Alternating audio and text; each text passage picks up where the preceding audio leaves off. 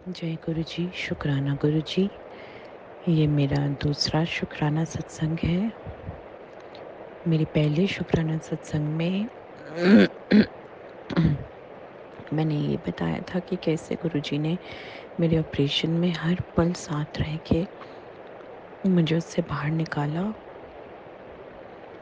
और मैं अपने दूसरे शुक्राना सत्संग में ये शेयर करना चाहती हूँ कि कैसे गुरु जी का जल प्रसाद कैसे भी करके आईसीयू में मुझ तक पहुँच गया।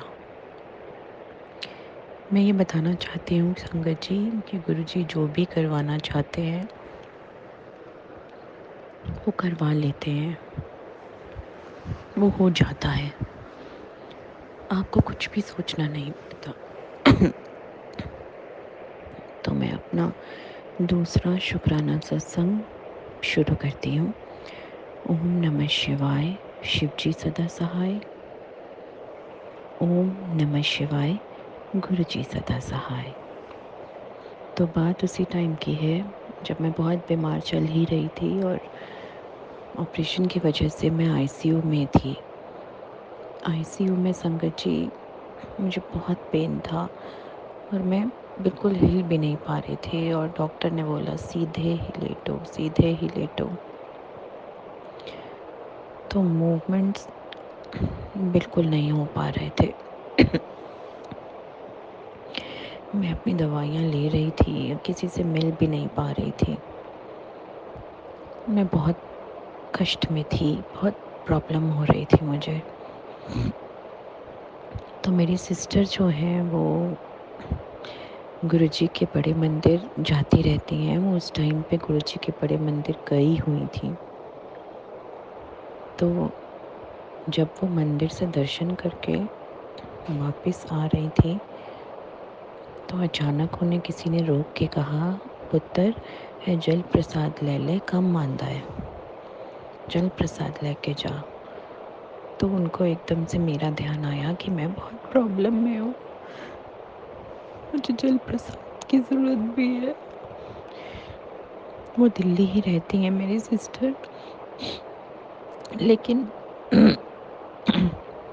दूर उनका घर बहुत है तो इस वजह से वो वहाँ आ नहीं सकती थी हॉस्पिटल। तो उन्होंने जल प्रसाद को कोरियर करवाया मेरे हॉस्पिटल तक, जो मुझे 1-2 घंटे में ही पहुँच मिल गया और मेरे पापा ने वहाँ से रिसीव कर लिया।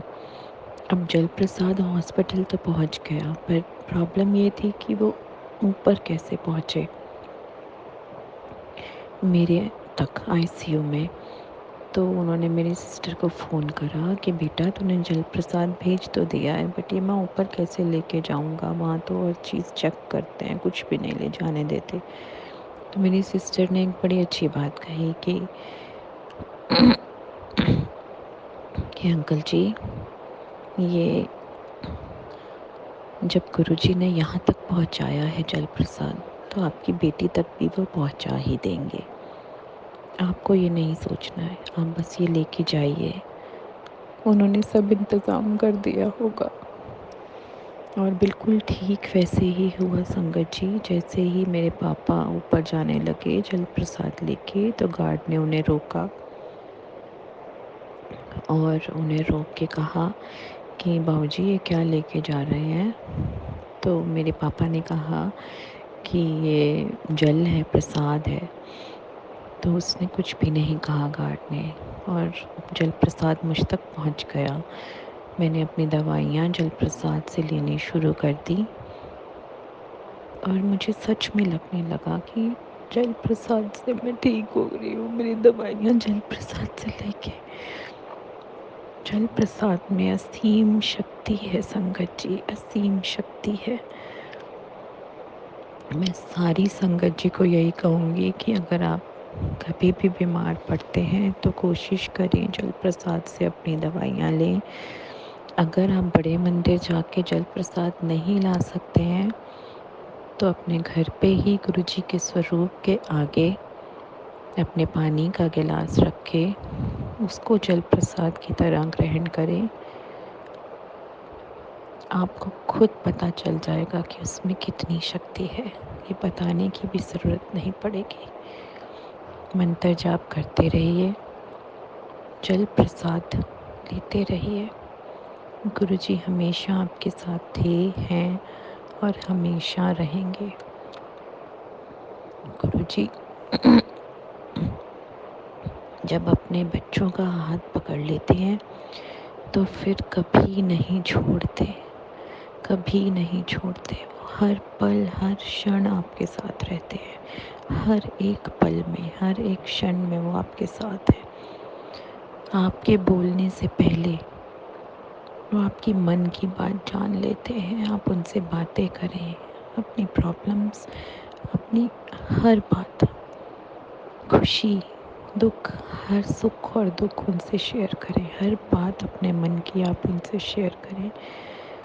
बस मैं यही संगत जी को कहना चाहती हूँ।